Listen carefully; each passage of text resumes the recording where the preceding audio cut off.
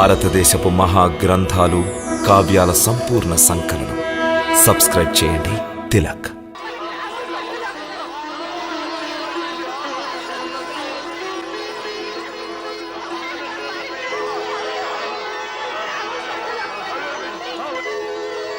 సర్వుల గృహాలు రాజమందిరాలయ్యాయి.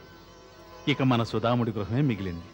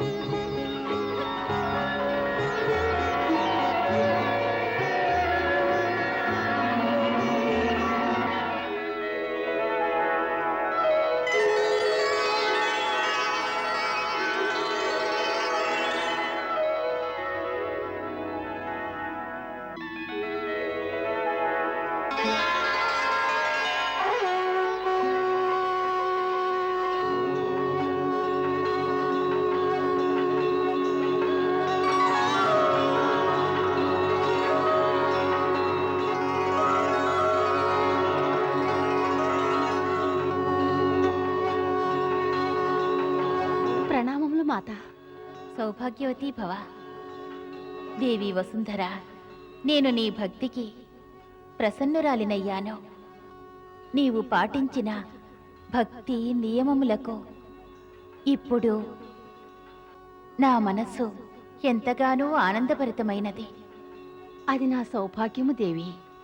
నీవానాడు ఎంతగానో ఆకలితో ఉండి కూడా సగము బియ్యపు గింజను నాకర్పించినావు.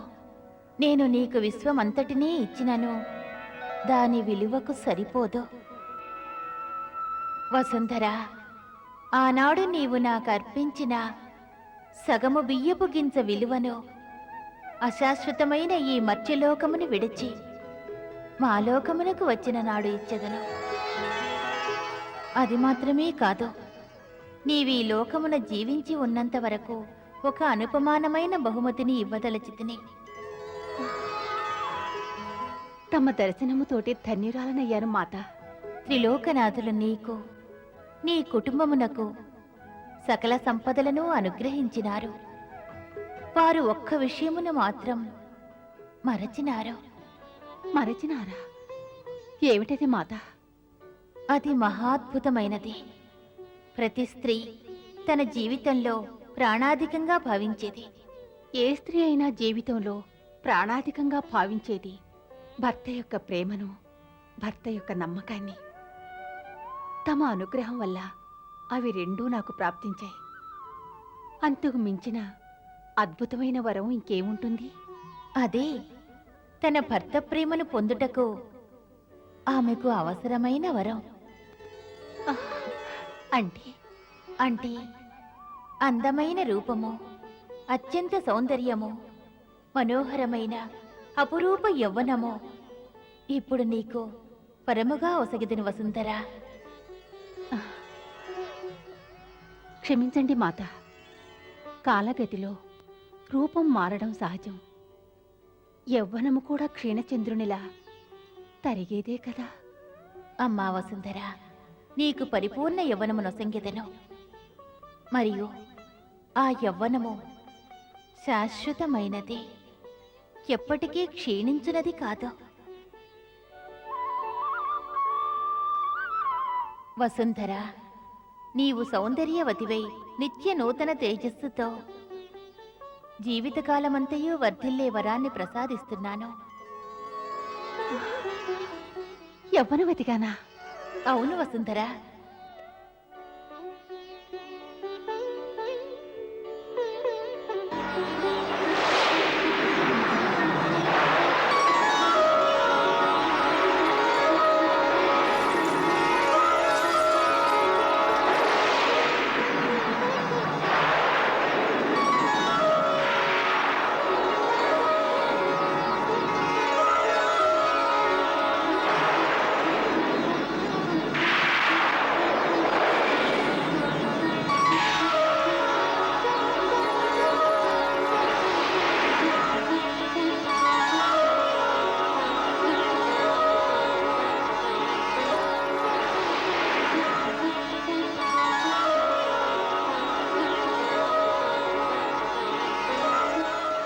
ధన్యురాలను మాత. తమ ఈ అమూల్యమైన వరంతో మరలా నా జీవితంలో వసంతం వచ్చింది. వసుంధర, నీవు ఈ భూలోకములో ఉన్నంత వరకు యవ్వనవతిగా, సౌందర్యవతిగా ఉందువుగాక. నీవు పొందిన ఈ సౌందర్యము, యవ్వనము కాలప్రభావం చేత అంతరించేవి కావు. ప్రతి స్త్రీ తన భర్త ప్రేమను పొందుటకు ఈ సౌందర్యము, యవ్వనము అనునవి సోపానముల వంటివి. చూడు, శృంగారము లేని సౌందర్యము కూడా రాతి పుష్పము వంటిది. కాంతులేనితో కనువిందు కలిగించును, కానీ సుగంధముండదు, ఆత్మకు తృప్తి నొసంగదు. స్పర్శించినప్పటికీ ఆనందమనున్నది లభించదు. మరోమారు తమరు నన్ను క్షమించాలి.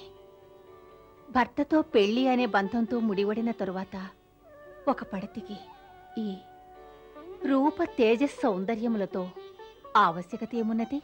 వసుంధర, నీవు చేస్తున్న ఇదే తప్పునే లోకంలోని స్త్రీలందరూ చేయుచున్నారు. నీవు ఒక్క విషయం గ్రహించు. భగవంతుడు ఈ విశ్వంలోని సమస్త ప్రాణులకు జంటను సృష్టించినాడు. పక్షులు సైతం పరస్పరం ఆకర్షించుకొనుటకై వాటిని అందంగా సృష్టించినాడు. వివిధ వర్ణములను ఒసంగినాడు. పక్షి కూడా తన అందముతో జంటను ఆకర్షిస్తుంది. మరి వీటన్నిటికన్నా తెలివైన మానవులు మాత్రం రూపము, శృంగారముల యొక్క ఆవశ్యకతను గ్రహించుటలేదు. తమరు ధన్యులు మాత. తమరి మాటలు ఇప్పుడు నాకు అర్థమవుతున్నవి. నీవే కాదు, ఒక సత్యమును స్త్రీలందరూ గ్రహించవలెను. వారు నా ప్రతిరూపాలు. అందుచేత గృహలక్ష్మి నా ప్రతిబింబము వలె అందముగా ఉండవలెను. సౌందర్యము లేని చోట నేను నివసించను.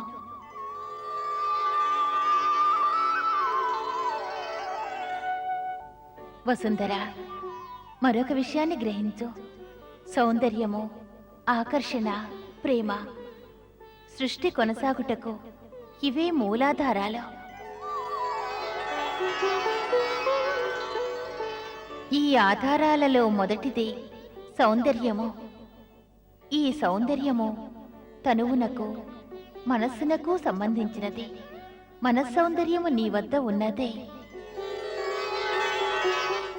ఇప్పుడు నీకు రూపలావణ్యాలను ప్రసాదిస్తున్నాను. వాటిని శృంగార రసముతో అలంకరించి నీ భర్త ప్రేమను పొందుము. తథాస్తు.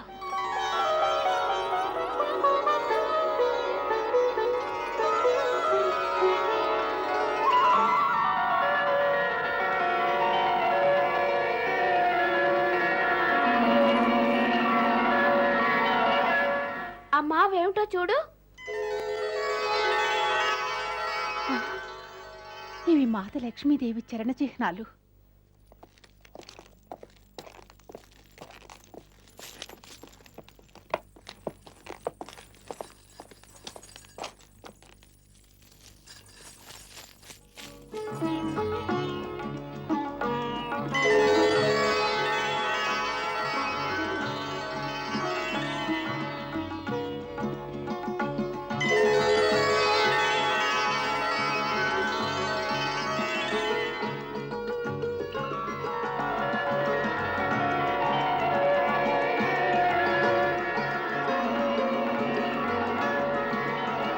వదన గారు, తమరా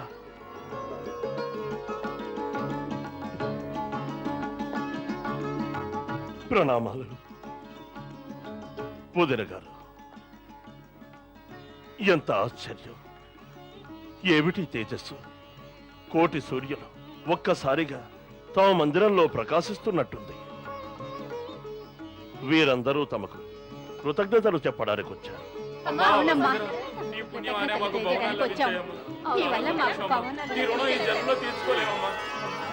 మహత్తరమైన తేజస్సు లోనికి ప్రవేశించనివ్వకుండా నిరోధించి వేసింది. ఈ తేజస్సు ఒక గోడ వలె మార్గానికి ప్రతిబంధకమై నిలిచింది. ఇది ఏవైనా మాయాజాలమా, లేక మా నేత్రాలు చేసిన మోసమా? లేదు, ఇందులో ఏ మోసమూ లేదు. నిజంగా ఇది మాయాజాలమే. సాక్షాత్ మహాలక్ష్మి ఇచ్చేసింది. స్వయంగా మహాలక్ష్మి విచ్చేసిందా? తమరు చెప్పేది నిజమేనా? ఆవిడ రాగానే నలుదిశలా ఎంతో వెలుగొచ్చింది. అలాగా?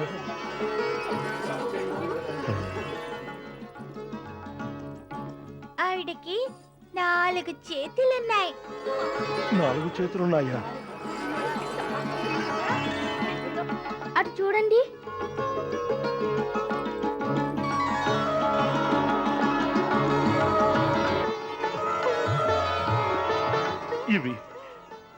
ఇవి ముమ్మాటికి ఆ లక్ష్మీదేవి దివ్య చరణ చిహ్నాలే.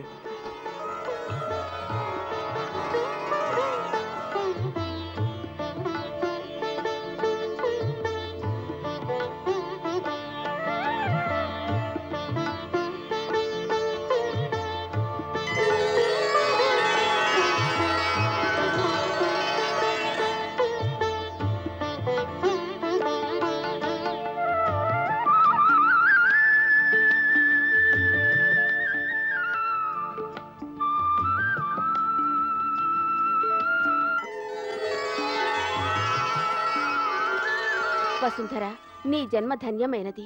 మా ప్రణామాలు స్వీకరించు.